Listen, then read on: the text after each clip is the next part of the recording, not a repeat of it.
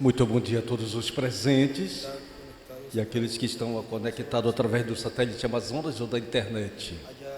Ali em Monte Rei, missionário Miguel Bermudes Marim, na congregação que pastoreia o pastor reverendo Epifânio Lopes, que Deus lhe abençoe grandemente, missionário Miguel Bermudes Marim, nesse tempo final, ele siga usando grandemente na obra de Deus, para a bênção de todo o corpo ministerial e também para toda a igreja do Senhor, e também a todos os que estão aqui presentes de diferentes países e os de Porto Rico também. Que Deus lhes abençoe grandemente nesta formosa manhã de domingo, dia em que nos reunimos para glorificar a Deus e buscar de suas bênçãos, na qual todas vêm por meio da sua palavra. Buscamos nossas Bíblias no livro do Apocalipse, no capítulo 12.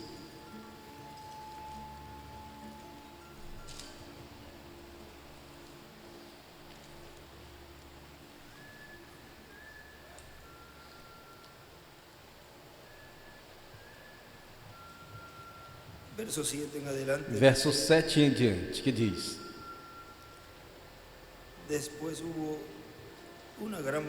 Depois houve uma grande batalha no céu. Miguel e seus anjos pelejaram contra o dragão e lutavam o dragão e seus anjos. Todavia não prevaleceram, nem mais se achou lugar para eles no céu. E foi lançado fora o grande dragão, a antiga serpente que se chama Diabo e Satanás, o sedutor de todo o mundo. Sim, foi atirado para a terra, e com ele os seus anjos. Então ouvi uma grande voz do céu que dizia: Agora tem vindo a salvação, o poder, o reino do nosso Deus e a autoridade do seu Cristo, porque foi expulso o acusador de nossos irmãos, o que nos acusava diante do nosso Deus de dia e noite.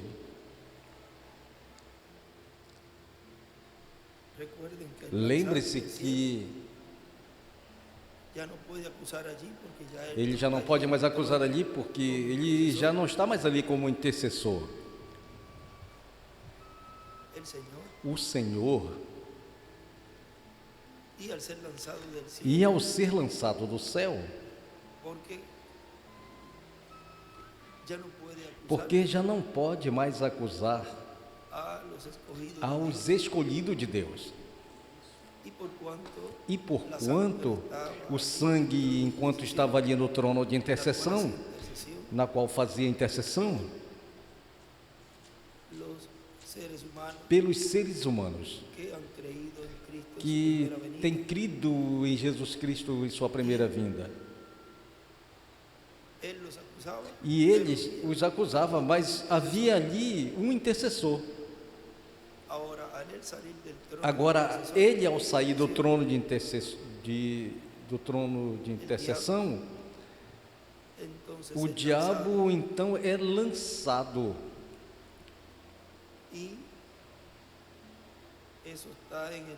E isso está no livro dos selos, na página 146.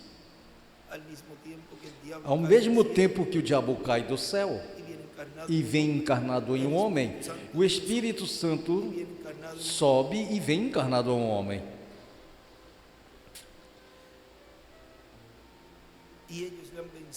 E eles têm vencido por meio do sangue do Cordeiro e pela palavra do testemunho deles. E menosprezaram a sua vida até a morte, na qual alegrai-vos, ó céus, e alegrai-vos nele. Ai dos moradores da terra e do mar, porque o diabo tem descido sobre vós com grande ira, sabendo que tem pouco tempo. E escreve ali, 3 anos e meio, pelejando a boa batalha. Esse é o tema que estaremos escutando e vendo hoje, pregado em 16 de abril de 2012, em Cali, Colômbia. E usou a escritura de 2 de Timóteo, capítulo 4, verso 4 a 8. Pode se sentar, queiram ter a bondade. Nesta parte que teremos desse estudo bíblico,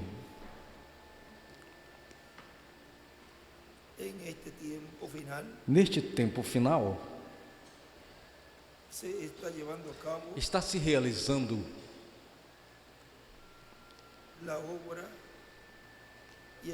a obra e o programa divino que foi profetizado pelo precursor da segunda vinda do Senhor. O que Deus está cumprindo no meio da igreja do Senhor hoje é a palavra sendo edificada, sendo trazida à vida, a cumprimento. Isso que foi profetizado. Não tem outra coisa distinta que esteja ocorrendo nesse tempo final. Se prometeu, se profetizou e lhe mostrou Deus ao reverendo William Branham que haveria no fim do tempo uma grande carpa catedral.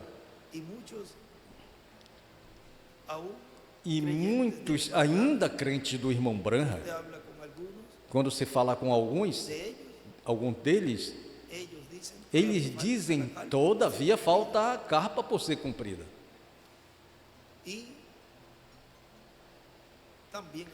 E também falam que falta ser cumprido o Apocalipse 11. Agora, olhem a bênção que Deus tem nos dado, de que estamos já dentro do cumprimento dessa promessa. Estamos debaixo dela. Porque às vezes pensam que o que Deus falou e o grande que Deus esteve falando por meio dos seus profetas e do que vai ser no futuro, vemos o passado, as coisas tão tremendas que Deus estava fazendo e que Deus estava profetizando nesse tempo, porque o que ia ocorrer no futuro. Então olhamos para o futuro buscando isso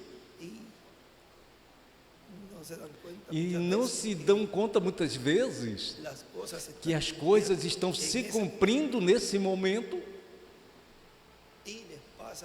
e passam por alto. Olham a coisa grande que Deus fez, como a fez, e de 9 dos 10 casos, isso está nos selos na página 17.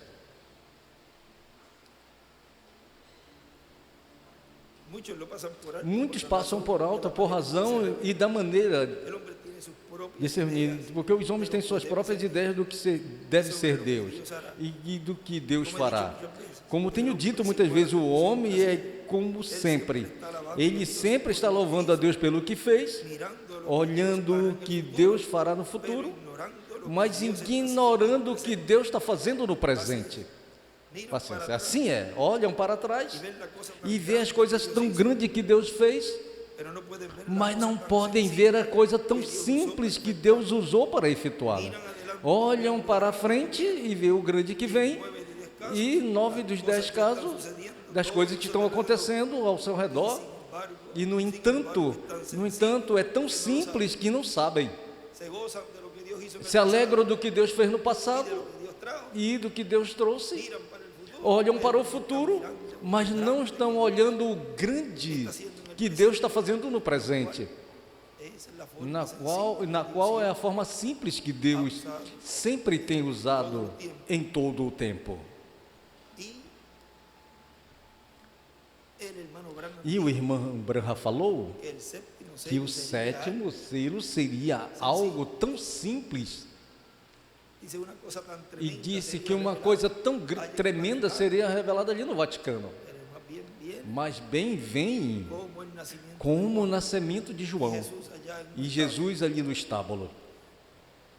E olha o que nos fala a mensagem Tempo de Provas e de Bênçãos, que foi pregada dia 5 de julho de 2013, aqui em Caiê, Porto Rico. Diz: agora não sabemos quantos meses ou ano permaneceremos tendo atividades e desfrutando das bênçãos de Cristo no cumprimento da grande carpa catedral. Mas vai se cumprir. Claro que sim. Mas não sabemos quanto tempo. Disse ele ali: se estará o povo desfrutando dessas bênçãos. Quantos estão desfrutando dessa bênção? Já estamos desfrutando dessas bênçãos. Olha no livro de Citas, na página 5A, no parágrafo 46, diz: vem um avivamento muito em breve, uma grande reunião em uma carpa. Eu posso ver, isso é correto. E desenhou uma pedra angular e escreve: na carpa uma grande reunião. Agora lembrem-se que na carpa é que se estaria dando a conhecer o que o irmão Branham ali falou na página 212 do livro dos selos. Diz: a noiva ainda não tem tido um avivamento. E aqui nos diz que vem um avivamento muito em breve, em uma carpa. E esse avivamento nós estamos tendo. Esse avivamento ninguém tirará, como diz num cântico. A noiva ainda não tem tido um avivamento, ainda não tem tido ali nenhum avivamento, nenhuma manifestação de Deus para sacudir a noiva. Estamos esperando isso. Se necessitará esses 7 trovões misteriosos para despertá-la. Ele os mandará, ele prometeu. O avivamento da noiva, escreve o 8º, os trovões, o estremecimento.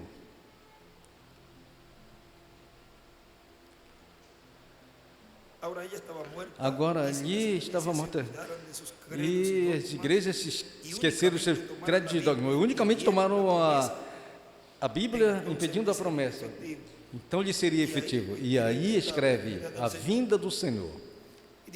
E desenhou uma pedra angular e as eras, e desenhou de 1 ao 8, até a 8ª, que é a pedra angular. Da onde é que se estaria realizando esse avivamento? Na grande carpa catedral. Na página 99 do livro de citações, parágrafo 861, diz: lembre-se, o 7º selo é um extrato do livro dos selos. Na mensagem, o 7º selo diz: lembre-se que o 7º selo, a razão pela qual não foi aberto e que não foi revelado, foi porque ninguém devia saber dele nada. Quero dar a saber que ainda não sabiam eu nenhuma palavra dele. E o irmão ele escreve ali a carpa, a revelação do 7º selo com a carpa. E a visão já havia eu recebido anos antes. Lembram-se disso? Lembram-se disso? E aqui estaria igual que está a outra.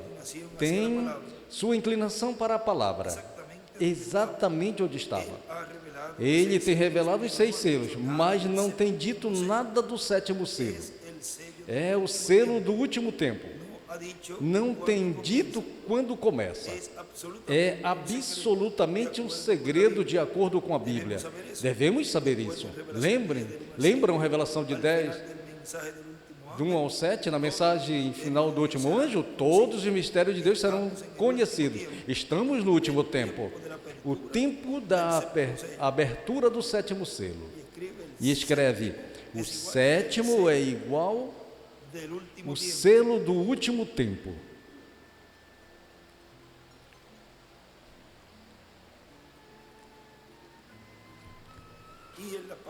E na página 128, parágrafo 1149, 1144, página 128, parágrafo 1144. Esse sétimo selo não tem sido aberto todavia. Vocês sabem, essa é a sua vinda. E escreve: sétimo selo é igual à vinda. Não tem se cumprido ou revelado, ou seja, manifestado.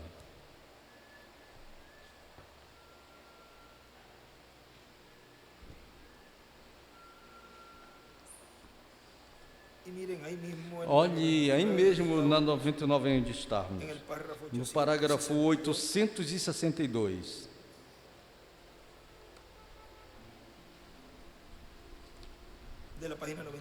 Da página 99 diz: agora, o grande segredo que está debaixo desse selo, eu não sei, não pude saber, não posso lhe dizer que eu que queria dizer, mas eu sei que eram os 7 trovões fazendo-se ouvir um atrás do outro, juntamente, soando com estrondo, 7 diferentes vozes, e se desenvolveu em algo que eu vi. E quando ouvi isso, olhei para ver a interpretação que voou através dali mesmo, mas não pude entender o que era. É exatamente certo, veio? A hora não é exata para ele, todavia, mas se está movendo para esse ciclo, veio? Já vem se aproximando. E ele escreve: os 7 trovões falando em um idioma desconhecido. E ao lado em cima escreve: o sétimo selo e os trovões. Ou seja, que o sétimo selo está ligado aos 7 trovões. E segue dizendo o nosso irmão William: aí a fé para o rapto. Aonde? Pois aí, na grande carpa categórica, pois aí a fé do rapto, para o rapto, para ser transformados e raptados, a obteremos sob a terceira etapa, porque os trovões, que é a voz de Cristo vindo com o livrinho aberto em suas mãos e clamando como quando um leão ruge, em Apocalipse 10, nos dá a fé e a revelação de sua vinda, para sermos transformados e levados com ele à ceia das bodas do Cordeiro. E coloca Apocalipse 10, a vinda do anjo forte com título de propriedade, e entregando a um homem, e esse homem comendo, e dando assim o cumprimento da visão da carpa, a fé do rapto. No livro de citações, na página 155,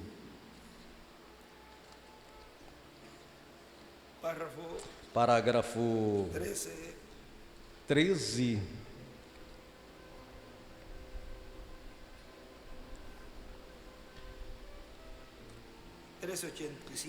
(1387)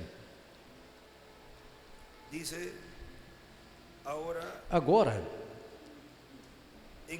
em fazer isto, tenho vindo aqui com o propósito de ensinar as últimas taças, últimas 7 taças. E aí ele escreve 2012. E as últimas 7 trombetas e os últimos 7 trovões do livro do Apocalipse, ligando-os juntos nesta hora em que vivemos e seguindo a abertura dos 7 selos, as 7 eras da igreja. E escreve as 7 trombetas, as 7 taças, os 7 trovões, e escreve: o ensinamento na carpa é igual os trovões, as 7 trombetas, que é o ensinamento sobre carpa, os trovões.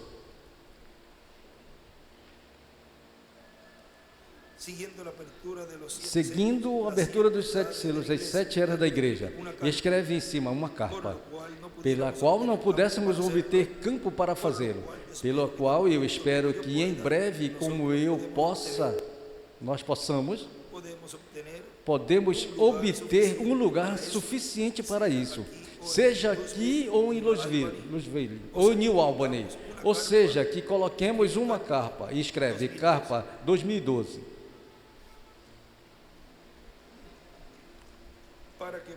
para que nós possamos ficar com tudo que o Senhor nos guia a fazer. E na página 152 do livro de citações, no parágrafo 1353, também nos diz: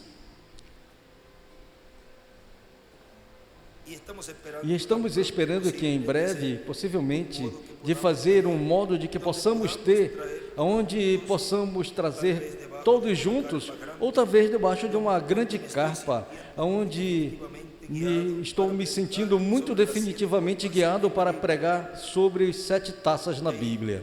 Veio? E bem ao lado escreve 2012 e uma estrela de Davi, e em cima escreve carpa e as taças.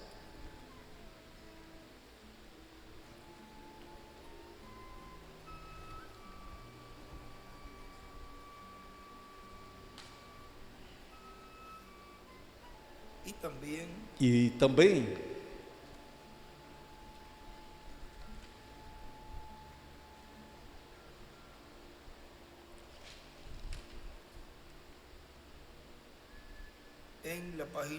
na página 100, parágrafo 864,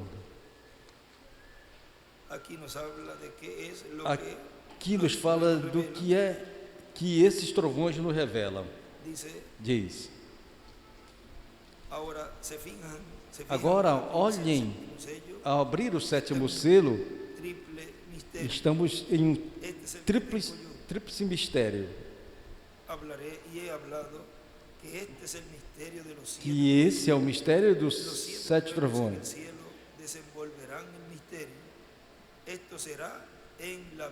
Isto será na vinda de Cristo, porque Cristo falou que ninguém sabia quando ele regressaria. Haverá 7 vozes desses trovões que revelarão a grande revelação desse tempo.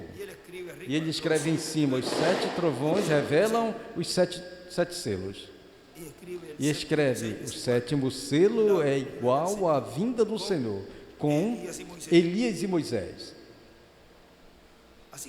Assim que eu creio que para nós, que se acaso não sabemos, e não se saberá até que esse tempo, mas será revelado nesse dia, na hora em que se deve ser revelado. Ninguém saberá a sua vinda, tampouco ninguém saberá o mistério dos 7 trovões. Será revelado nesse dia, e aí descendeu uma pedra angular, e na página de baixo a 7ª era, e mais você divide, e mais na frente a pedra angular. Será revelado nesse dia. Aqui você pode ver que isso tem conexão um com o outro. E isso é o que entendemos disto nesse dia, porque o resto dele já estará desenvolvido, já estará cumprido, mas isso não está desenvolvido, ou seja, o 7º selo. Estando eu sentado no meu quarto, ouvi isto, não ouvi isso, talvez, mas olhei desenvolvendo para os 7 trovões. Agora ninguém mais até ali possamos chegar. E aqui no sétimo selo, quando ele abriu, ele também omitiu outra vez, veio? Assim que vemos que é um completo mistério. Não tem se chegado a hora para que esse mistério se conheça. Assim que até aqui temos chegado. E o resto dele se saberá aproximadamente quando Cristo esteja por vir por sua esposa. O que há de acontecer então? E na página 246 do livro dos selos,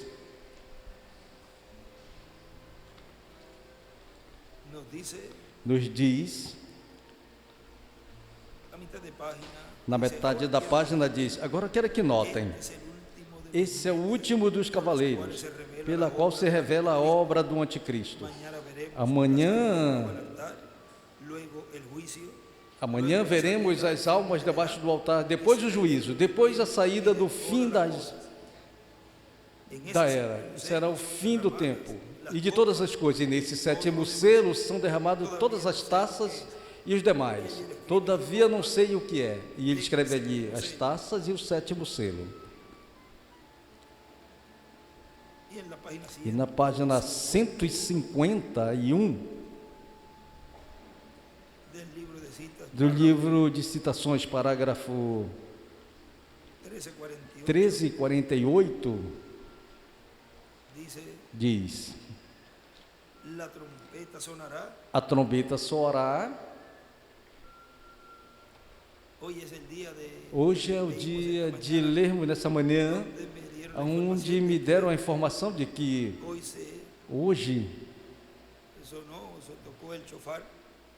tocou um chofar, e sempre se tocam no ano novo, mas como caiu num Shabat, ou seja, do que é o que eles guardam, o sábado, não puderam tocar na noite, nem na tarde, e esperaram até hoje, domingo, para tocá-lo.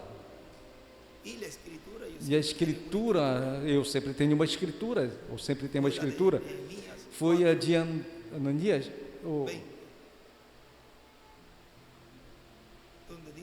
4:20, onde diz que o Senhor pelejará. E veja o tema de hoje.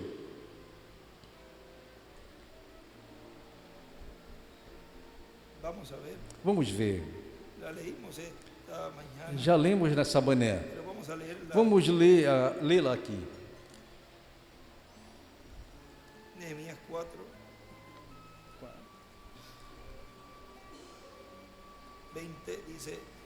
4:20, no lugar onde fizeram o som da trombeta, reuniram-se ali conosco.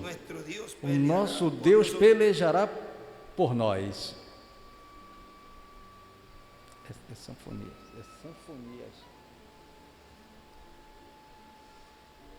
Agora, esse capítulo 4 nesse capítulo 4, é muito importante. Esse capítulo 4 é muito importante. Luego lo estudiamos. Miren el verso. Depois que estudamos, vejam no verso 17. O que edificavam o muro, que carregavam, com uma mão trabalhavam a obra e na outra tinha uma espada. Vamos ver nessa outra linha aqui, vamos ver aqui. Na página 151, onde estávamos, parágrafo 1348, que diz: a trombeta soará, onde nos falou que ia estar se falando sobre as trombetas, sobre as taças e as pragas em uma carpa. A trombeta soará, os mortos se levantarão primeiro, e então nós seremos levados com eles.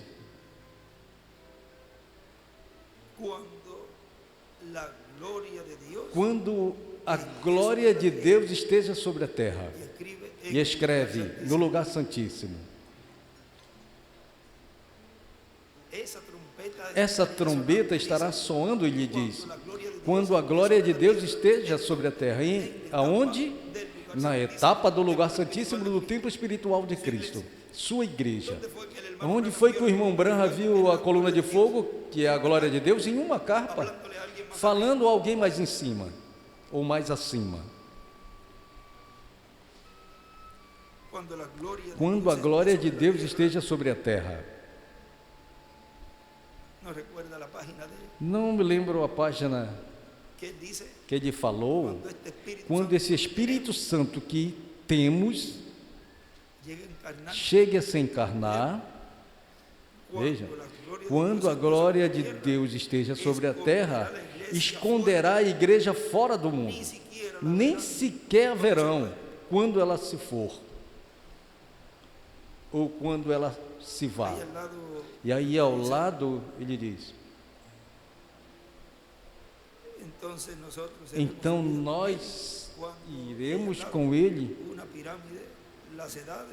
quando na pirâmide das eras, em cima a pedra angular, embaixo o lugar santo, e em cima escreve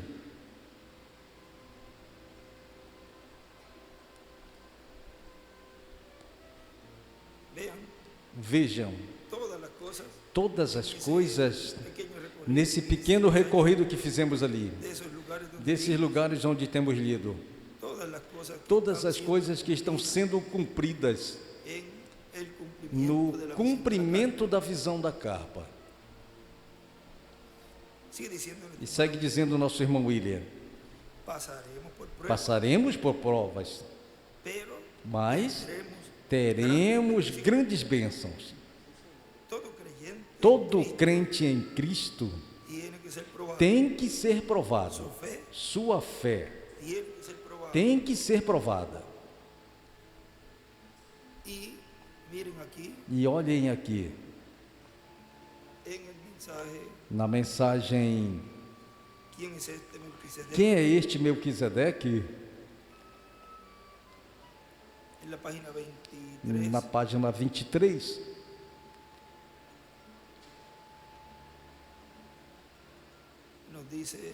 nos diz 23 e 24, diz, agora notem, haviam 3 deles juntos, mas quando Abraão se encontrou com os 3, ele falou, meu Senhor. Mas quando Ló, ali em Sodoma, 2 deles desceram até lá, e Ló viu 2 deles vindo, e ele falou, meus senhores, veem? O que aconteceu?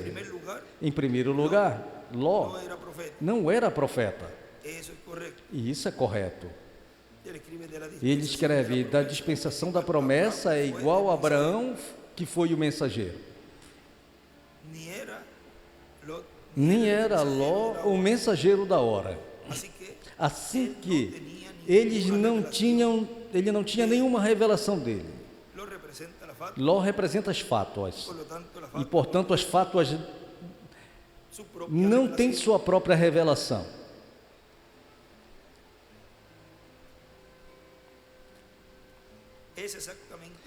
Isso é exatamente correto.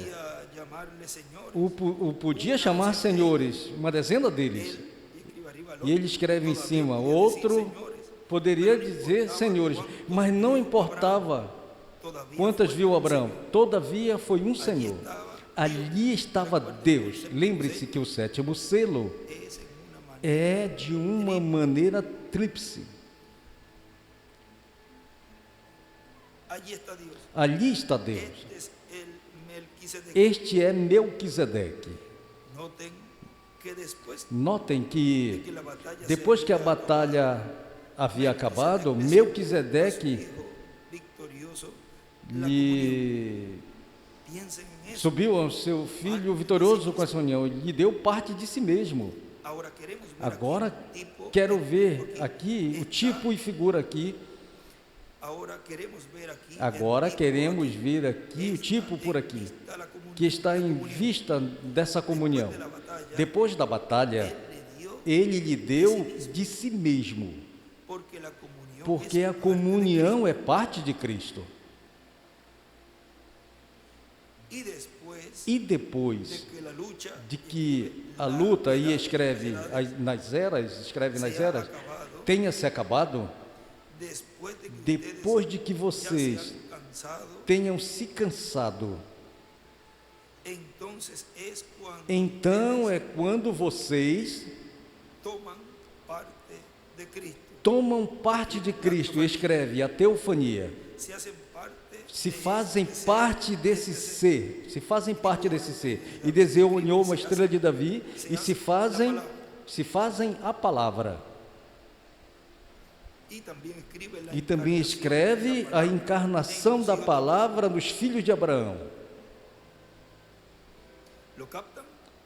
Os captaram?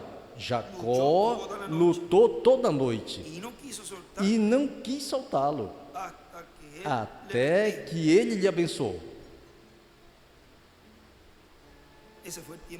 Isso foi o tempo de prova de Jacó. Isso é correto. Batalha pela vida. E depois de que a batalha tenha se acabado, e escreve do sétimo selo. Porque o sétimo selo é como um foguete que ao final se desvanece, ou seja, que tem um começo e tem um final. E depois de que a batalha tenha se acabado, do sétimo selo, na qual ele escreve ali, então Deus lhe dará a vocês de si mesmo.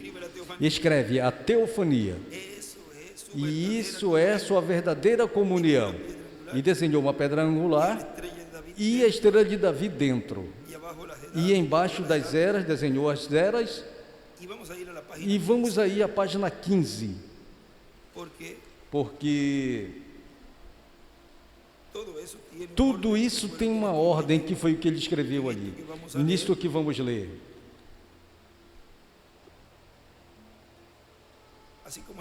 Assim como a terceira etapa tem uma ordem para ser realizada, e diz, tem tudo que tem que se cumprir, o que viu o reverendo William Branham. Na página 15 diz, desse livro, Quem é este Melquisedeque? Agora Deus, nesta etapa de sua criação, mais tarde formou em carne a Jesus. De quê? Do grande Espírito do princípio. E então ele desceu para se fazer a palavra, levando para fora.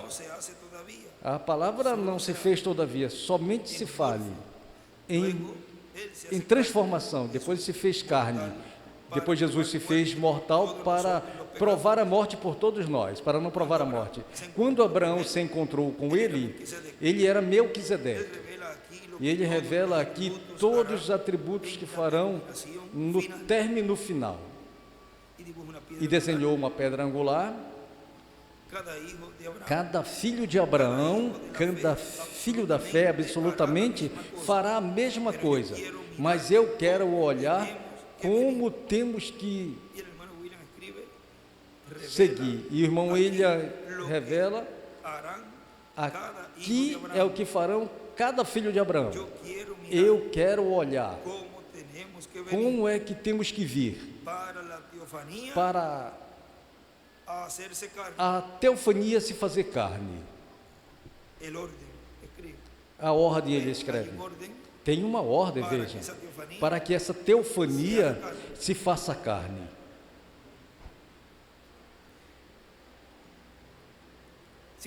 E segue dizendo na página 24. O pão e as hostes representam. Vocês não sabem tomá-lo, a menos que tenha lutado e tenha sido feito parte de Deus, ou seja, nascido de novo. Lembrem-se, nesse tempo, a comunhão nunca tinha sido destituída, senão até antes da morte de Cristo. Centenas e centenas de anos mais tarde, mas Melquisedeque, depois de que seu filho Abraão havia ganho a vitória, Melquisedeque se encontrou com ele e lhe deu vinho e pão, mostrando que depois dessa batalha terrestre tenha se acabado, nos encontraremos com eles nos céus. E ele desenhou uma pedra angular, escreve Apocalipse 4:1, e escreve: sobe aqui, e tomaremos a comunhão outra vez, será na ceia das bodas. Eu não tomarei mais do vinho, nem mais comerei o fruto, até que não coma e beba com vocês de novo no reino do meu Pai. E escreve ali: com Moisés e Elias, dispensação do reino. E olhem em 1 de Coríntios, no capítulo 11, onde o apóstolo Paulo nos fala da instituição da Santa Ceia, ou instituindo a Santa Ceia,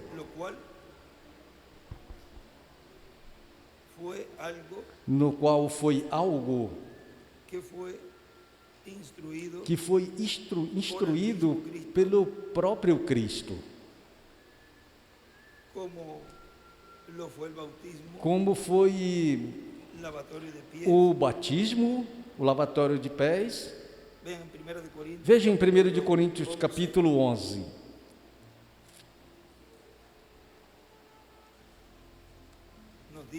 Nos diz: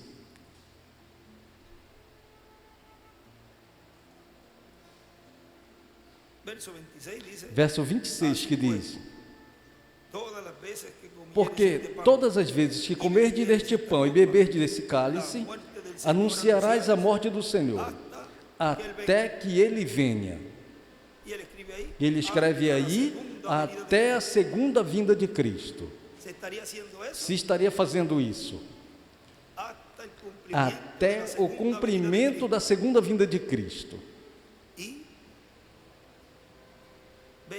E vejam, tudo isso terminou.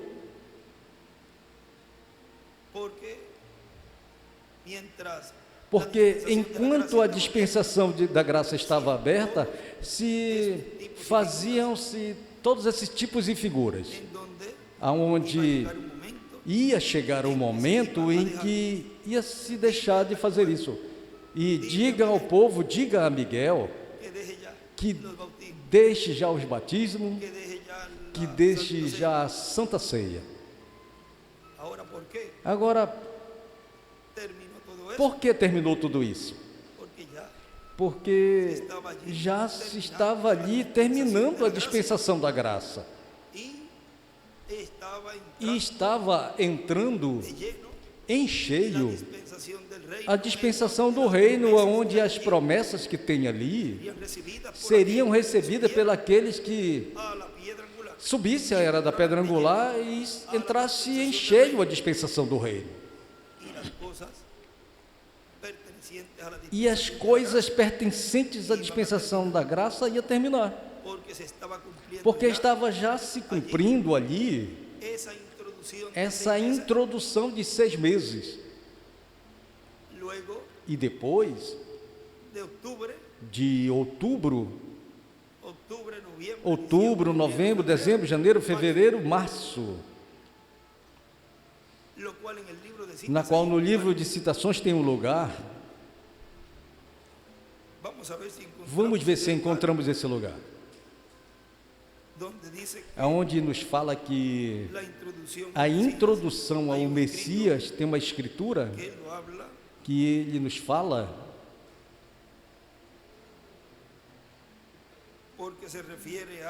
porque se refere a João Batista, mas esteve se cumprindo também.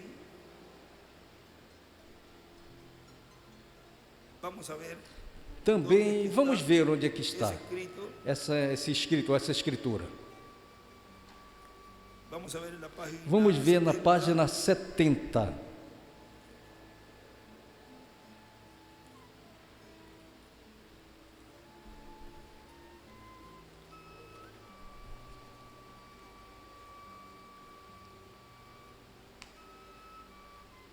Sí, páginas.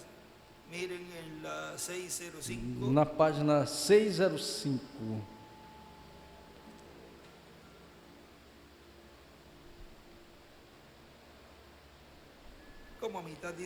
como na metade. Se não vem um com uma mensagem que direto à Bíblia e uma obra rápida rodeará a terra. E ele escreve ali uma obra rápida rodeará a igreja. Escreve ali a pedra angular e as 3 últimas eras. A semente e os jornais, material de leitura, até que cada semente predestinada de Deus tenha ouvido. Então, quando isso tomar lugar, acontecerá uma reunião de todos. E Jesus aparecerá e ali irá a igreja de sobre toda a terra com a ressurreição sendo arrebatados. Será como veio João? E ainda os discípulos eleitos ainda não sabiam? Eles disseram: por que dizem que os escribas dizem que Elias tem que vir primeiro? Ele disse: Elias já veio e vocês não souberam? Ele disse: eles fizeram o que quiseram e eles iam o que fazer. Sua mensagem foi tão rápida, olhe, a todos de Israel, e ele passou só em um dos lugares pequenos, somente debaixo de Jerusalém, ali embaixo. E escreve reticências, onde João foi e batizou ali debaixo do rio, onde ele estava batizando. O rio subiu, e somente 6 meses, e a introdução do Messias veio dentro diretamente. E escreve 6 meses, a introdução do Messias. Agora, muitas coisas, difícil isso, estiveram sendo cumpridas para esse começo de encheio da dispensação do reino. Porque lembre-se que estavam se entrelaçando uma dispensação com a outra, uma mensagem com a outra, e diz, em um dos lugares, uma mensagem fluindo sobre outra, um mensageiro com outro, porque nos entrelaces é como...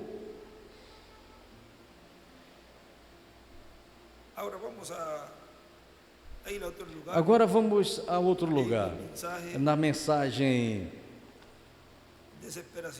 desespero, aonde nos diz o nosso irmão Branham ali,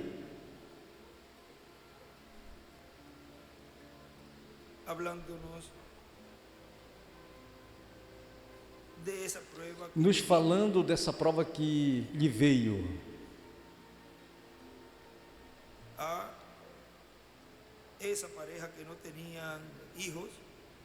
Desse casal que não tinha filhos. E para não ler toda a história, vamos numa partezinha aqui. Quando já nasce,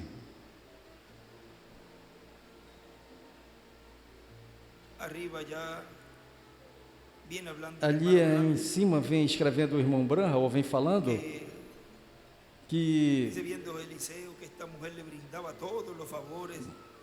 vendo dizer que essa mulher lhe brindava todos esses favores enquanto visitava esses irmãos pequeninos, e que ela honrava a Deus e honrava o profeta, pois ela via a Deus no profeta. E diz: honrar a Deus é honrar ao homem, ao profeta. E ali tinha uma recompensa, não lo hizo para alcanzar alguna bendición, sino simplemente lo hizo porque amaba a Deus. Agora Eliseu falou ao seu servo Eliezer: pergunta que fale com o rei acerca dele, porque eu sou amigo íntimo do rei, ou talvez com o capitão superior, quem também conheço. Haverá algo que possa fazer por ela? Quero lhe retribuir algo pela bondade que tem me brindado, tem me feito, tem me alimentado, me permitiu descansar, ou seja, que tinha um lugarzinho na casa, para quando ele passava, para ele descansar. Me permitia descansar e tinha sido muito bondosa. O que eu posso fazer por ela? Ele respondeu: não, eu tenho simplesmente a vista no meio do meu povo. Nós temos todo o necessário para viver e não necessitamos nada. Então José disse: ela não tem filhos. pronunciar esa palabra, E eu terminar de no dizer, cabe duda que el profeta terminar dijo lo de mismo. pronunciar a palavra, Pues dijo, así dice el Señor, anda y dile que en el tiempo diga que no determinado, tempo determinado, como um ano desta data, ela terá um filho, pois lhe nasceu um filho. E quando teve uns 12 anos, ele desenhou, disse a ela, 12 anos, estos ancianos, este hijo, eran mayor de edad.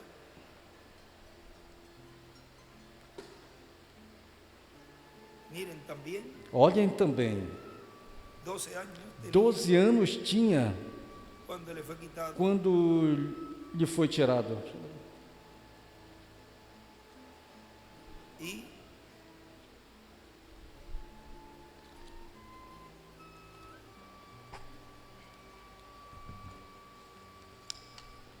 si usted saca 7 veces 12, Se você soma 7 vezes 12, desde 1940, desde 1940,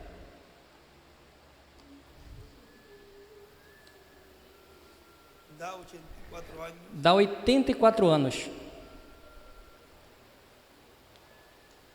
y cae en año de jubileo. e cai, e o ano de jubileu cai,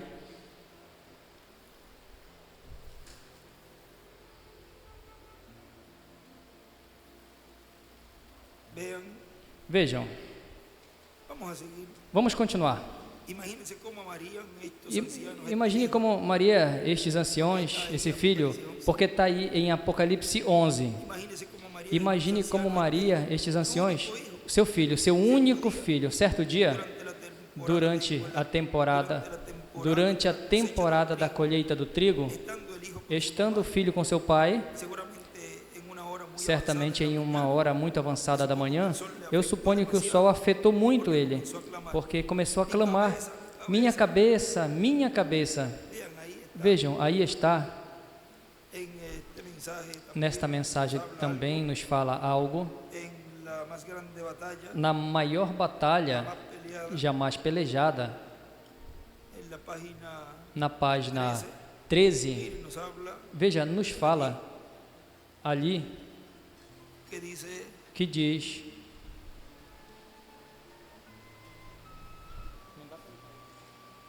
esta primera batalla que fue peleada, essa primeira batalha que foi pelejada teve seu início no céu, quando Miguel e seus anjos pelejaram contra Lúcifer e seus anjos. Essa primeira batalha foi no céu.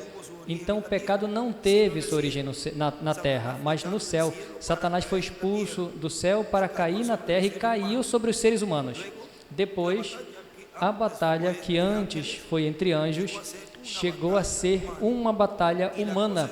E a coisa é que Satanás veio para destruir a criação de Deus. Ele é um destruidor e ele vem para isso, para destruir.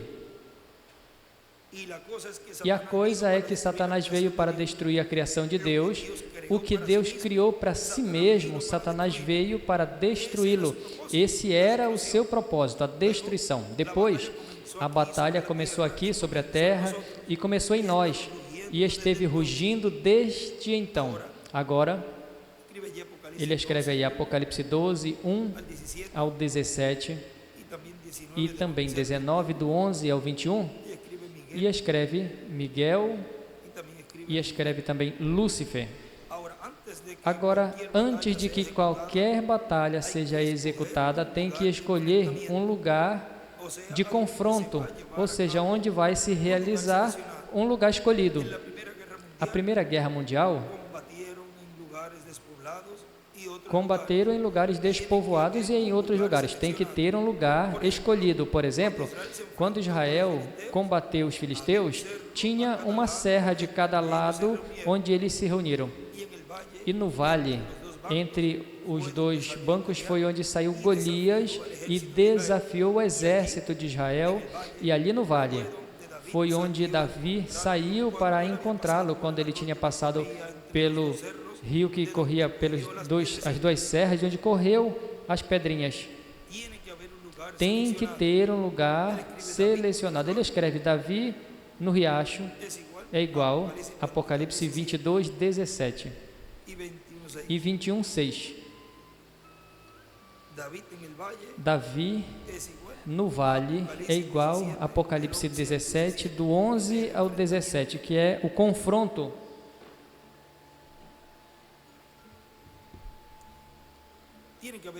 Tem que ter um lugar escolhido.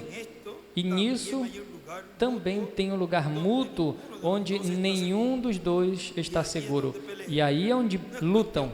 Não é questão de um andar brigando por aqui e outro por ali, etc. Mas tem um fronte de batalha onde se encontram e ali provam o seu poder.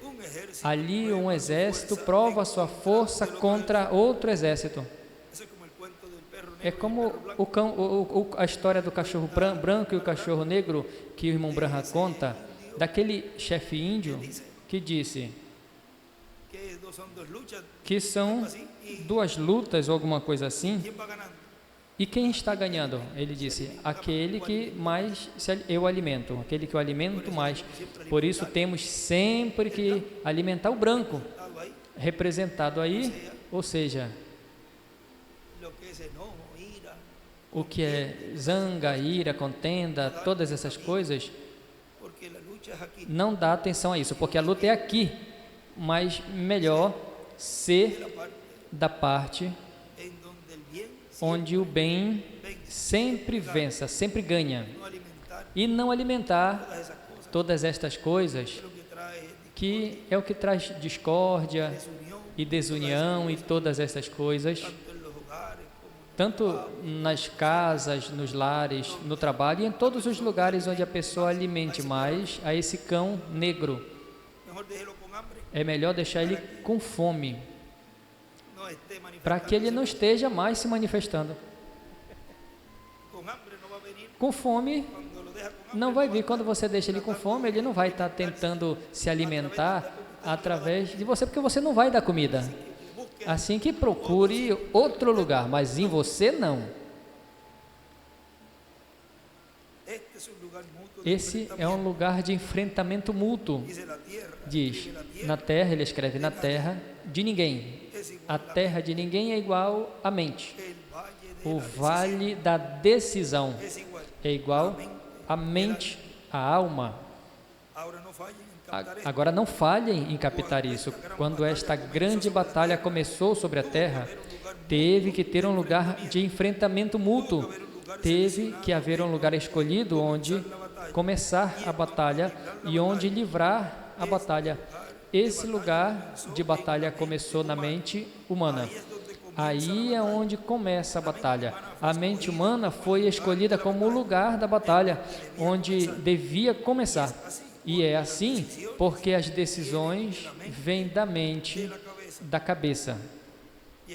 E aí ele escreve Apocalipse 5, de 1 ao 10, Apocalipse 8, versículo 1. Vejam, no final da batalha, onde nós lemos em quem é esse Melquisedeque, onde fala do sétimo selo, o sétimo selo, Apocalipse 8, escreve também Apocalipse 19, do 11 ao 21, e 17, do 8 ao 17. E desenha ali 3 círculos, e um ponto vermelho no meio, e a pedra angular e as eras, e escreve a mente. Agora vamos continuar aqui, onde o menino diz, minha cabeça, e se adoeceu tanto, que o seu pai levou num lado, mas foi a emergência tal que mandou um servo à casa. A mãe o carregou sobre os joelhos até o meio-dia, mas depois morreu. Notem, esse era o seu único filho, o qual tinha sido dado por Deus mediante a oração e a palavra de um profeta com o assim diz o Senhor. Ela sabia que algo andava mal e desenha uma pedra angular e as eras e as enumera, e em cima escreve 8, a pedra angular. E então embaixo ele escreve, a sunamita é igual à igreja noiva. O filho da sunamita é igual o anjo, o 8º anjo de Jesus. Ela sabia que algo andava mal. Como foi que Deus deu a ela esse filho e permitiu que ela o amasse tanto? E mesmo sendo que ela nem tinha pedido, além disso, estava muito anciã para ter um filho. Teve que ser a mão de Deus que o produziu. Um profeta falou.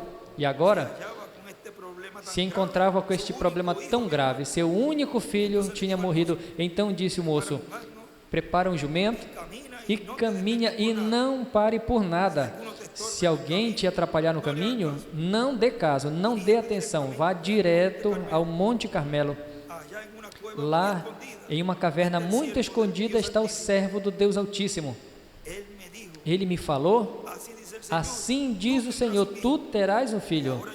E agora eu quero saber, por que Deus fez isso? Por isso disse: caminha diretamente e não te preocupe em revisar o jumento, deixe que ele corra. A toda velocidade até chegar. O desespero tinha chegado. E então ela montou com seu servo, com o moço, e acelerou a toda velocidade. Tinha deixado a criança na casa, estava morto. E estava rodeado de parentes, onde mais adiante ele diz: o profeta Eliseu se levantou, olhou e disse: lá vem a sulamita, tem alguma coisa errada. Deus não me revelou e eu não sei o que aconteceu. Deus ainda não tinha mostrado ao profeta o que tinha acontecido. E disse ao servo: vai tu receber, mas vai logo, tem algo anda mal. Agora o desespero também tinha tomado o profeta. A mulher já estava desesperada. Você vê? Os dois estavam se unindo. Ela queria saber qual era a palavra do Senhor. E o profeta não sabia qual era a palavra do Senhor. Aí o tem. Ela queria saber, mas ele não sabia. Muitas vezes pensam que sabe, mas até que Deus não mostra, não faz tudo, ou seja, não faz consciente, não o faz consciente. Pois, digamos que estava igual ela, que também não sabia. Disse: Deus não me revelou o motivo. Eu não sei o que dizer quando ela chegue. Quando tinha quase chegado, ele levantou as mãos e perguntou: tens pais? E o teu marido e teu filho? Agora vejam, talvez aí Eliseu não percebeu que ele estava perguntando por um dos que tinha esse problema pelo qual ela tinha se desesperado.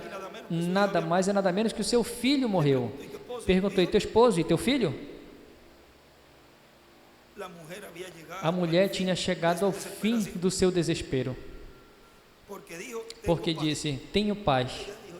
Ela já disse: já encontrei ao servo de Deus, eu sei que tudo está bem, tenho paz, glória, tudo estava bem, porque o seu desespero tinha terminado. Ela tinha encontrado o servo do Senhor. E ele escreve: o desespero terminou quando encontrou o profeta. Ou seja, encontrou o ungido, encontrou o Messias, porque todos os profetas são ungidos pela coluna de fogo, são chamados também Messias. Veja, o livro de Citações tem um lugar aí onde ele escreve que Moisés era o Messias. Em Citações, e os profetas. Vamos ver, isso está pela página 140, 141, 140, diz, no parágrafo 12, 54 do livro de Citações: Mas Deus, em cada era, teve o seu Messias, e escreve em cima ungido. E escreve um Messias ou um ungido em cada era. E desenha uma pedra angular e as eras. Rejeitar a mensagem de Noé foi rejeitar a Deus, e escreve: rejeitar a ungido é morte em cada era. Rejeitar Noé foi perecer. Rejeitar Moisés foi perecer. Eles foram os Messias ungidos para aquela era, a palavra que foi prometida para aquela era. E ele escreve também: eles foram a palavra prometida para a sua era, encarnada, feita palavra, feita realidade. Vou ler de novo. Eles foram a palavra prometida para a sua era, encarnada, feita realidade. E do lado ele escreve: Moisés é igual Messias.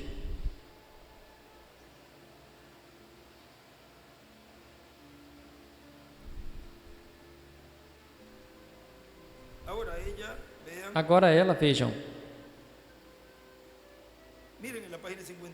Veja na página 59 do livro das Eras.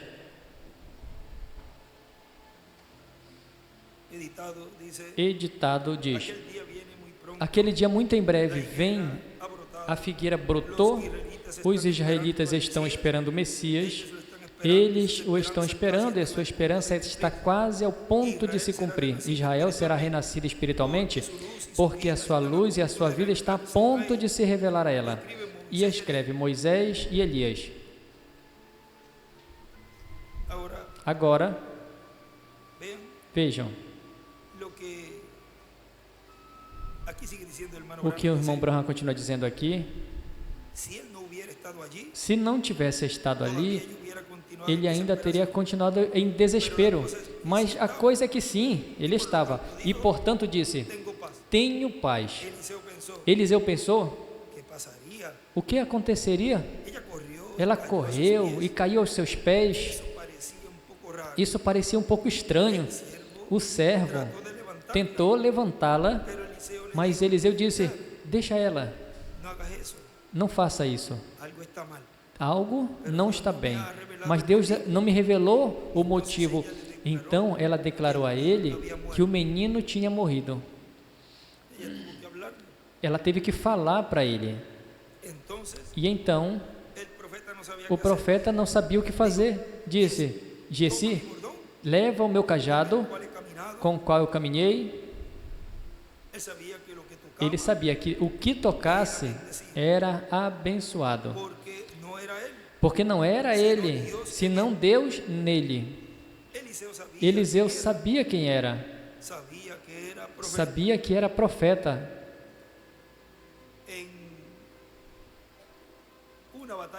Em uma batalha que havia, onde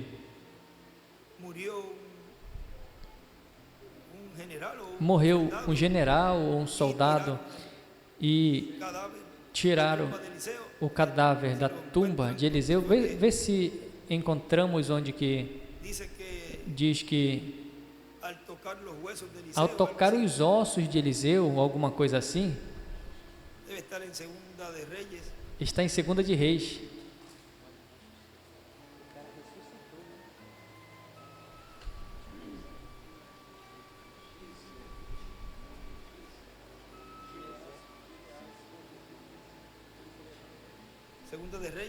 Segunda de Reis 13.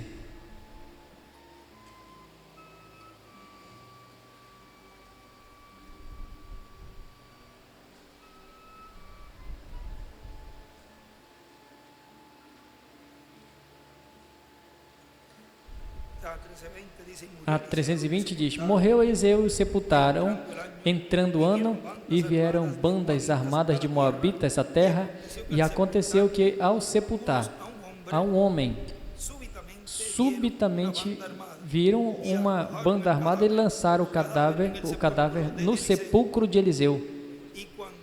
E quando chegou o morto a tocar os ossos de Eliseu, reviveu e se levantou sobre os seus pés. Vejam,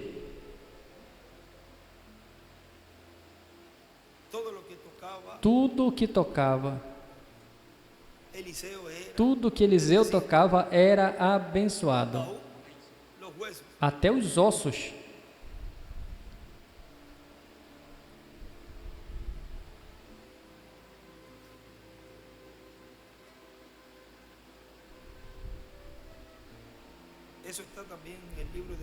Isso também está no livro de Citações.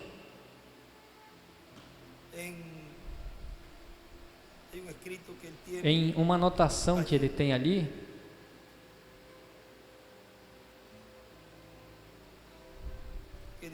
que diz: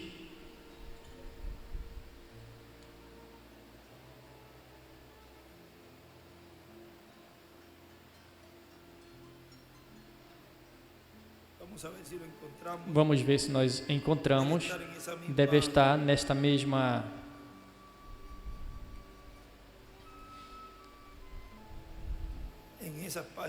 nessa página de extrato de 63, porque é um extrato dessa mensagem.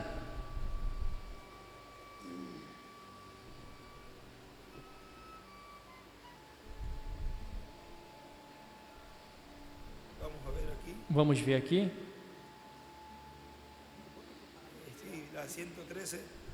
A 113, parágrafo 990 diz: é da parte que nós estamos quase chegando a ler aí, diz, mas para ler o que ele escreveu, parágrafo 990 diz: o profeta não sabia o que fazer, disse Giezi: toma o meu cajado com o qual tenho caminhado. Ele sabia que o que tocasse era abençoado, porque não era ele, senão Deus nele. Eliseu sabia quem era, sabia que era profeta. E ele escreve ali: Eliseu, tudo o que tocava era abençoado.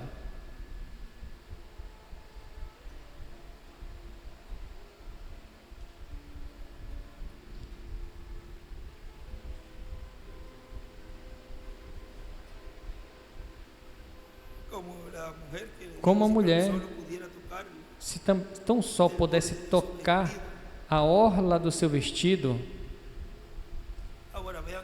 Agora vejam que pela fé, ela cria que se conseguisse tocar a borda, a orla do vestido, seria curada. E vejam como tudo isso representa, aí nesse tempo final, a igreja noiva, tocando o véu, tocando esse manto que Eliseu tomou, e a igreja noiva sendo curada nesse tempo final e recebendo assim um corpo eterno e glorificado, porque pela fé receberá as promessas que estão atrás do véu, promessas que pertencem à dispensação do reino. Tudo é por fé. Agora continua dizendo: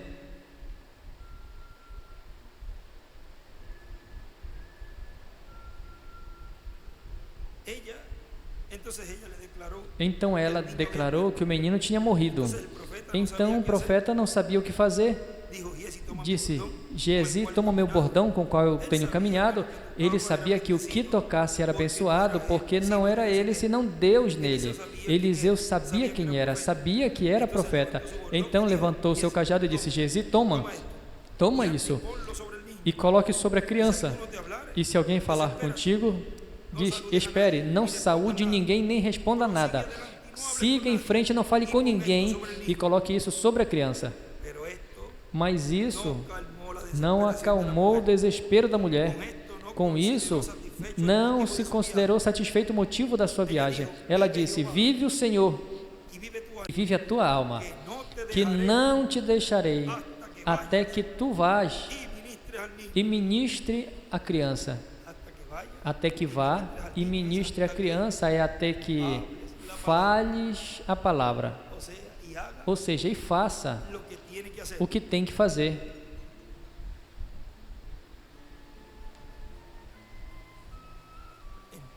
Então, Eliseu entrou em desespero e se pôs em caminho junto com a mulher.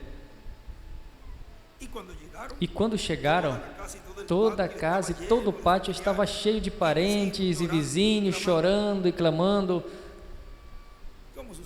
Como acontece quando alguém parte, mas está aí os parentes acompanhando. Agora, a mulher tinha feito o melhor que podia se fazer, pois tinha pego a criança e tinha deitado na cama onde Eliseu descansava. Ela já tinha feito algo antes, ou seja, que ela tinha crido, mas sabia que tudo que Eliseu tocasse era abençoado. Ela dizia: pois então eu vou deitar ele na cama e Deus vai levantar ele. Mas era preciso algo mais. É preciso algo mais. Depois das 7 eras e depois da brecha, tem algo mais ainda. Ainda tem algo mais para trazer a ressurreição e nossa transformação.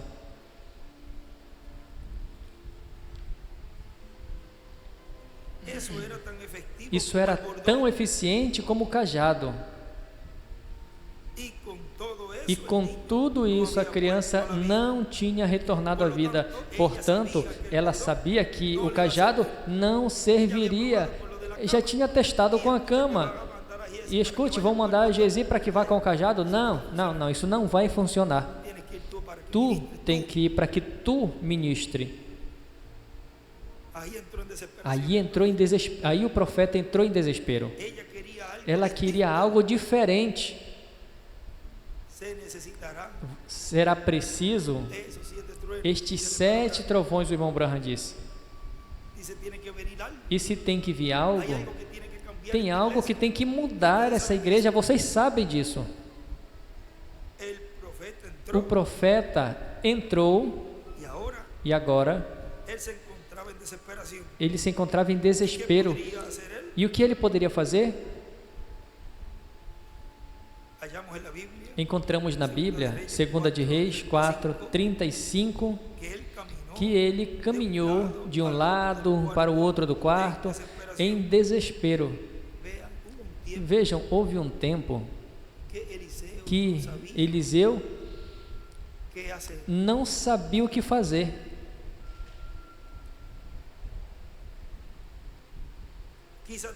Talvez diria: Senhor, eu não sei o que outra coisa fazer. Eu estou aqui.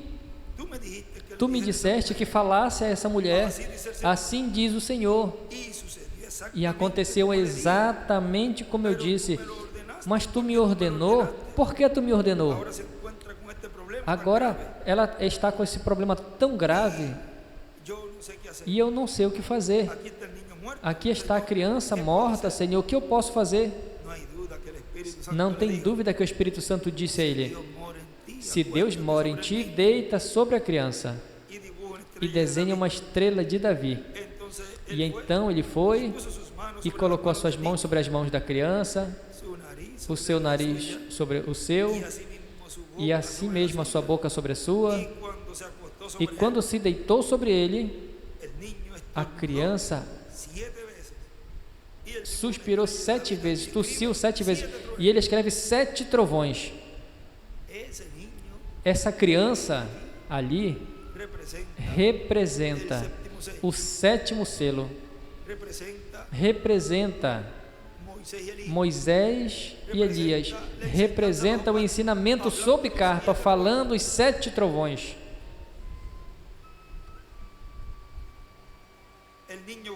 A criança voltou à vida porque o desespero conduziu a mãe do profeta, assim como conduziu o profeta a criança. E o desespero, no desespero, ambos trouxeram a Deus em cena. Com amor a Deus e ao seu povo, esse amor impulsionou a fé ao fronte de batalha, e assim a obra foi concluída. O caso estava fechado. encerrado. Amém. Assim funciona o desespero, certo? Ela não o deixaria ir. Ela não deixaria. E escreve: o amor impulsionou a fé ao fronte de batalha. Vejam os diferentes ângulos que isso aqui representa nesse tempo final. Tanto Eliseu representa o último mensageiro, como esse menino também. Porque Eliseu obteve uma porção dobrada de Elias. Agora vamos continuar aqui.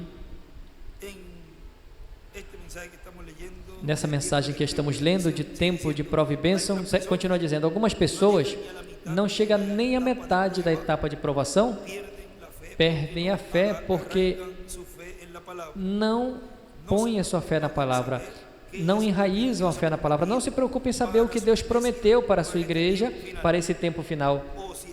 Ou se ouvem, não creem. A sua fé está fraca. Portanto, porquanto a fé vem pelo ouvir a palavra, tem que estar mais atento à palavra do Senhor para que a fé continue crescendo. Senão, a sua fé vai diminuir e vai perder a fé e a esperança, e depois vai dizer: isso não vai se cumprir, e muito menos entre nós. Agora vejam que a fé, para que vá crescendo, vem crescendo pelo ouvir a palavra. E vejam que o irmão Branham tinha nos dito na página 122 do livro de citações, parágrafo 1085, diz: um desses dias eu vou trazer uma carpa a essa região e a levantarei para que tenhamos serviços pela tarde e instruções para que vocês possam entender essas coisas melhor e reunir todos os irmãos juntos para que tenhamos serviços. E escreve: entender melhor. O que? Ou seja, a carpa, uma carpa. E na 1087 nos diz algo também ali. Diz: eu gostaria de ter a maneira de vir alguma parte para uma carpa e reunir todos os meus irmãos quando não esteja realizando avivamento, e estar ali dia após dia e ensinar até que penetrasse a eles. Mas eu não acredito que ele permitiria isso, você vê? E estamos muito perto do fim. Eu acredito que estamos no fim. E ele escreve ali: a carpa. Ensinar-lhes, veja, todas estas coisas. Tem outro lugar também na 12A. Vamos ver ali. Do livro de citações. Parágrafo 124, diz: se Deus permite, eu gostaria de tomar um lugar algum dia quando a carpa apareça em cena, e agora acredito que isso será em breve. Eu breve irei através do mundo, proximamente tenho uma reuniões mundiais e gostaria de conseguir um lugar onde eu possa estar por em torno de 6 semanas e apenas tomar aquelas coisas e ir através delas. O veio? Indo e vindo pela Escritura. E escreve a carpa e o ensinamento. Vejam que isso que ele falou ali, estamos tocando, estamos vivendo, estamos ouvindo. Estamos indo daqui para lá com a Escritura, com a mensagem do irmão Branham, com a mensagem do nosso amado irmão William Soto Santiago. Estamos indo, vindo. Ou seja, que toda essa palavra não caiu por terra e nem vai cair por terra, senão que está se cumprindo tudo o que o reverendo William Branham falou e tudo o que o nosso amado irmão William Soto Santiago falou. Tudo está se cumprindo ao pé da letra.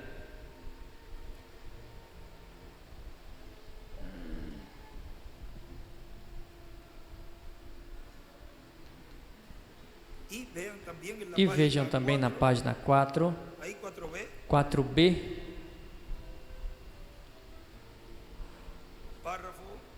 parágrafo 43, diz: o que precisamos é estar como que 3 meses em uma carpa, colocado em algum lugar aqui fora, com algum ensinamento realmente apostólico, com ministros todas as tardes, retornar e entrar no movimento correto. A coisa é que justamente fomos fora de ordem, não porque encontramos que quisemos que fosse assim, mas pela tendência do tempo.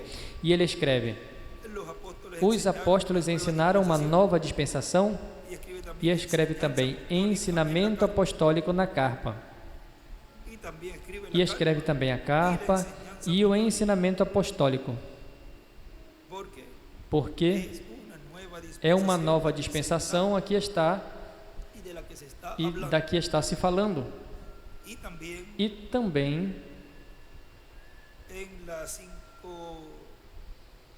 na 5b, parágrafo 48, diz: sabem, eu gostaria de ir a uma carpa grande e armá-la aqui por um momento entre vocês, boa gente, e apenas ficar, de forma que pudéssemos tomar uma tarde para um serviço de ensinamento entre ministros e permitir que as igrejas sejam ajeitadas, arrumadas. Sabem de uma coisa? Eu creio que o Espírito Santo nos ajudará a fazê-lo. E escreve a carpa e o ensinamento.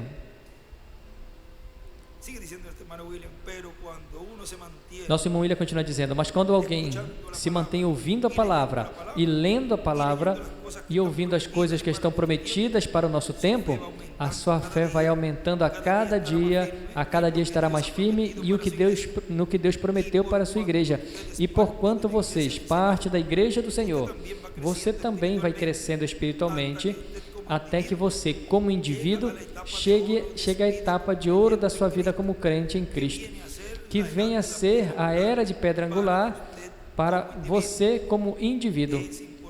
É importante conhecer essas coisas para que assim você, como indivíduo, também chegue à etapa de subida de ouro, a era de pedra angular, que venha a ser a era 50.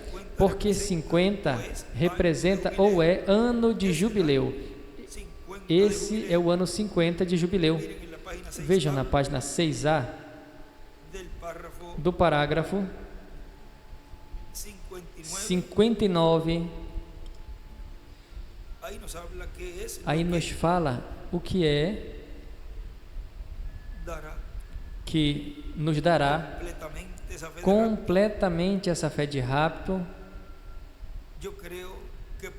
Eu creio que breve chegará o tempo quando a cura será a cura milagrosa, será uma coisa comum.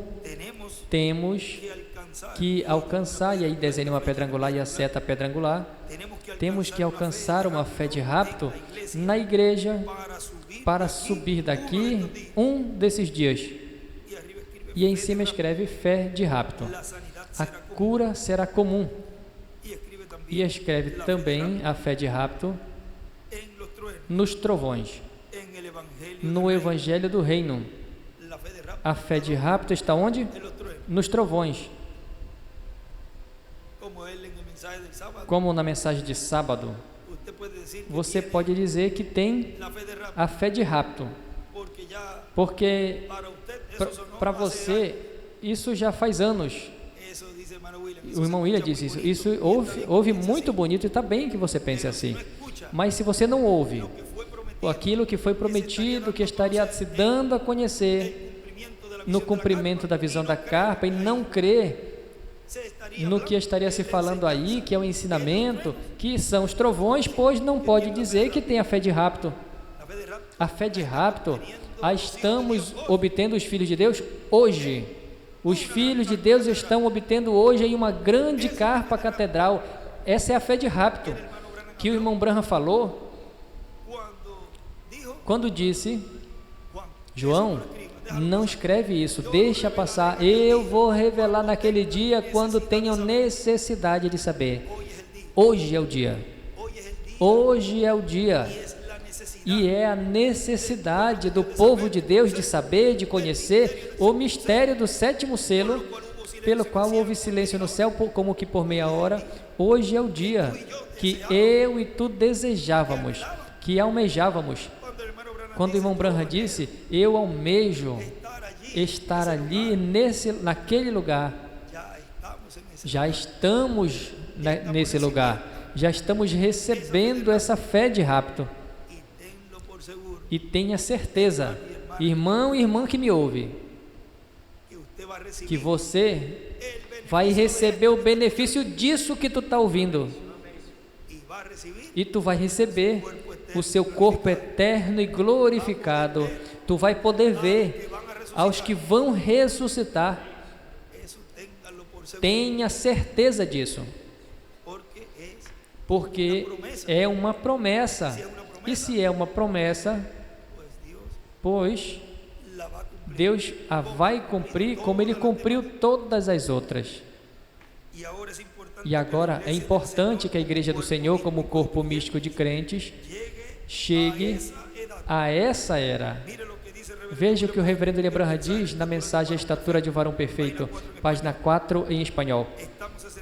Estamos nos aproximando dos 7 selos, acabamos de estudar as 7 eras da Igreja, e essa mensagem de ensinamento ajuda a equipar todo aquele que é redimido pelo sangue do Senhor Jesus Cristo e que estará naquela era da Igreja, a era eterna da Igreja, ao fim dos selos, diz o irmão William.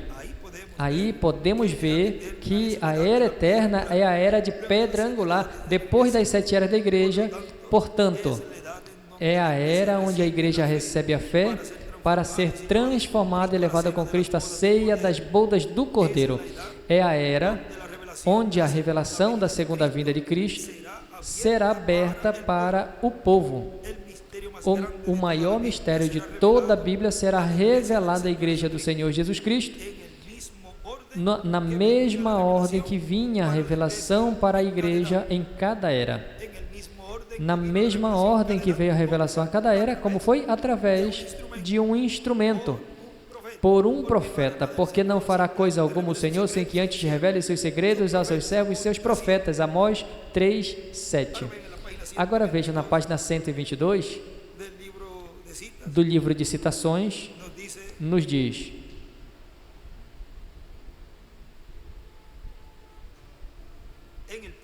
no parágrafo 10:90, quantos estão aqui que se associam com o tabernáculo? Levante suas mãos. Muitos. Oh, eu estou muito contente de tê-los aqui. Tinha algum tempo que não celebrava uma reunião tão perto de Indiana, pensando em vir breve levantar uma carpa e pregar sobre essas 7 trombetas, se o Senhor permite. E desenha aí uma pedra angular, e em cima escreve a carpa e as trombetas. Ou seja, vejam como a carpa estaria se pregando na carpa sobre as trombetas.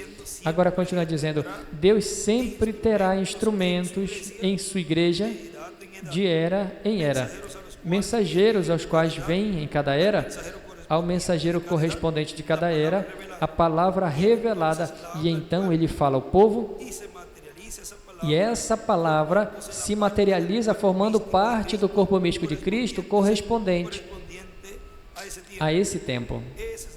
Essa é a forma na qual vem a palavra e na qual se cumpre cada era. Na mensagem do Livro das Eras editado, página 265, nos diz: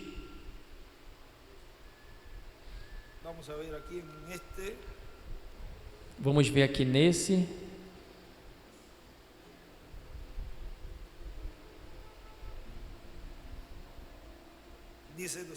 diz 265 abaixo, diz: como mencionamos, Jesus se identifica com o mensageiro de cada era.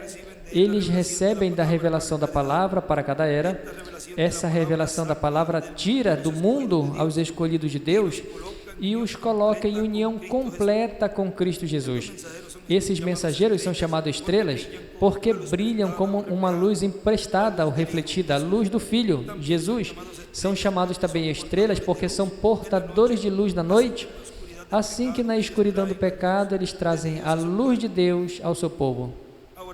Agora vejam como Deus esteve trazendo a mensagem em cada era, através do mensageiro dessa era. E na página 167,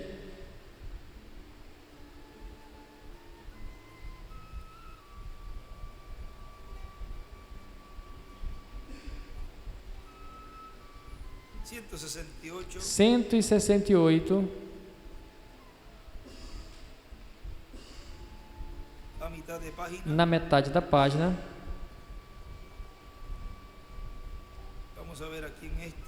vamos ver aqui nesse.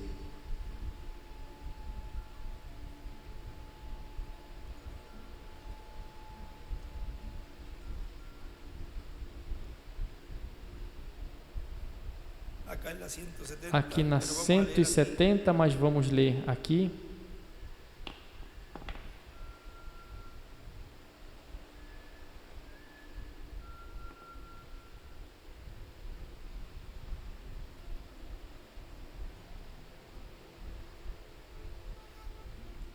e 168 dessas que vocês têm. Quem tem ouvidos, ouça o que o Espírito diz às igrejas.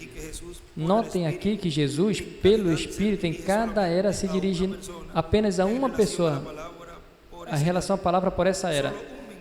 Só um mensageiro em cada era recebe o que o Espírito tem que dizer a essa era. E aquele mensageiro é o mensageiro, a igreja verdadeira. Ele fala por Deus, por revelação às igrejas, tanto a verdadeira e a falsa. Assim que a mensagem é transmitida a todos, mas embora é transmitido para todos os que estão ao alcance da mensagem, tal mensagem é recebido individualmente só por um certo grupo qualificado e de certa maneira. Cada indivíduo naquele grupo é um que tem a habilidade para ouvir o que o Espírito está dizendo por meio do mensageiro. E ele escreve ali, percepção profética. Aqueles que estão ouvindo, aqueles que estão ouvindo não estão recebendo a sua própria revelação, nem tampouco estão, o grupo, recebendo a sua revelação coletiva, mas cada pessoa está ouvindo e recebendo o que o mensageiro já recebeu de Deus. E escreve revelação pelo anjo. E na página 169...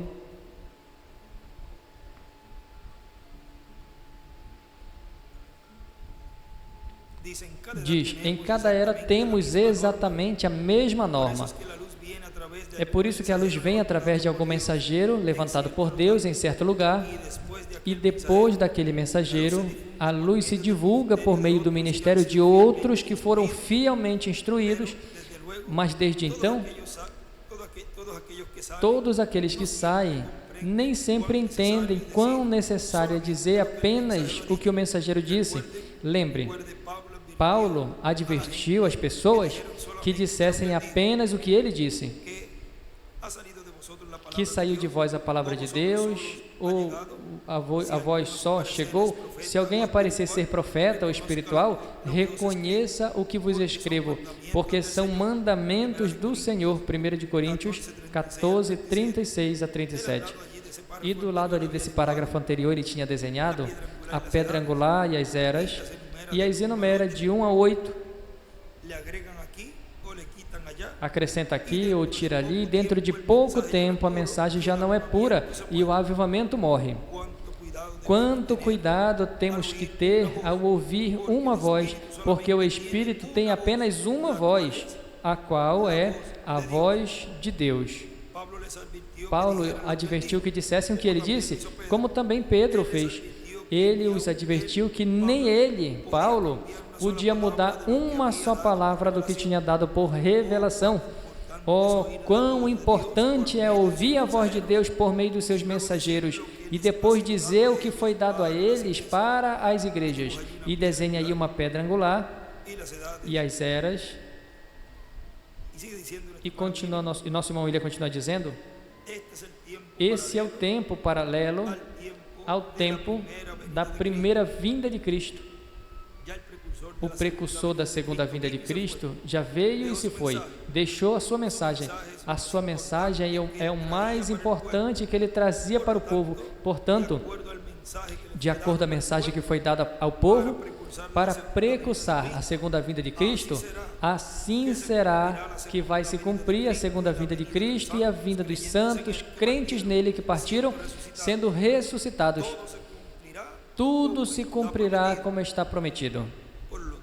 Portanto, à medida que cada crente em Cristo vê a vindicação, a materialização do que Deus prometeu, a vindicação do que Deus prometeu sendo cumprido, o que Deus prometeu, recebe bênção, recebe fé, aumenta a sua fé. Como? Vendo, diz, a vindicação, a materialização do que Deus prometeu. Isso vai aumentando a fé do crente. E a pessoa é vivificada e vai crescendo espiritualmente no conhecimento de Deus e sua palavra. E um pouquinho mais adiante ele diz: portanto, agarrem-se bem dessas escrituras para que se materialize em você, para que se faça carne em você. E ao se fazer carne, então tem que se cumprir em você. Agarre-as bem com as mãos poderosas da fé. Portanto, estejamos alertas a todas essas promessas, vigiando à medida que vão sendo cumpridas, sem que passe despercebido de nós o cumprimento dessas promessas, porque aí está a vida. Nessas promessas, quando se fazem uma realidade, quando são cumpridas, que foi o que lemos da página 59 do livro das Eras.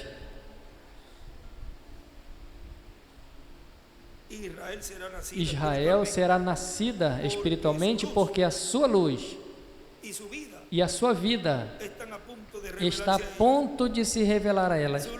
Sua luz, Moisés, sua vida, Elias. Moisés e Elias, em suas asas trará saúde, trará o corpo eterno e glorificado que tanto anelamos, que tanto desejamos, lutando a boa batalha. Esse é o tema que estaremos vendo e ouvindo nessa ocasião. Nos coloquemos de pé para assim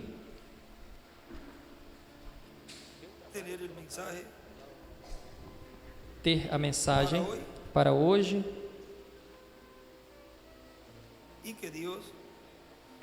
e que Deus continue dando e revelando, vendo o cumprimento das promessas, onde, como nos foi dito, que à medida que já vamos vendo o cumprimento delas, a fé vai aumentando, vai crescendo, que continue a fé aumentando em nós. Essa fé que o nosso irmão Branham falou, de que seria dada em uma grande carpa catedral. Bem-aventurado vossos olhos porque veem, e vossos ouvidos porque ouvem, porque muitos desejaram. Veja nosso irmão Branham, desejou estar aqui, em seu corpo físico, mas ele foi transportado e chegou até um dia que tinha uma atividade onde estava se realizando inúmeras coisas, mas estar aqui, nesse corpo temporário que Deus nos deu, e está tocando com nossos, vendo com nossos próprios olhos, ouvidos e tudo isso que foi mostrado a ele é uma bênção que não tem como agradecer ao nosso Pai Celestial por ter nos colocado para vivermos nesse tempo. Somos o povo mais bem-aventurado de todos os povos, de todos os seres humanos que já passaram pela terra.